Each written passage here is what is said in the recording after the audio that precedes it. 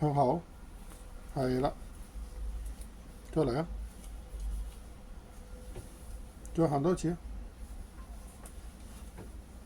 兩邊個骨痛係嘛？兩腳趾骨嚿骨嗰度。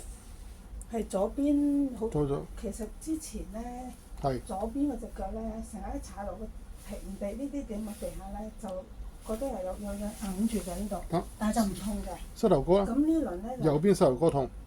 佢唔係痛啊，好似條筋攞住得，行得。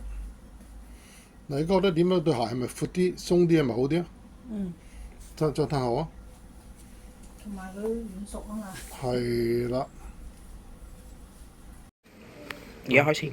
係見佢呢個骨喺呢度啊嘛，我轉呢度向邊邊啊？向晒裏邊啊嘛，所以你行路都一樣㗎。啲膝頭哥啲位向晒邊邊啊，會影響你個膝頭哥啦、盤骨位啦，每一步都係咁。你做幾萬次一日，所以呢個骨咪走翻出嚟咯。所以我哋點樣托翻起佢，唔好有機會佢落翻嚟。呢個先係做法嚟㗎。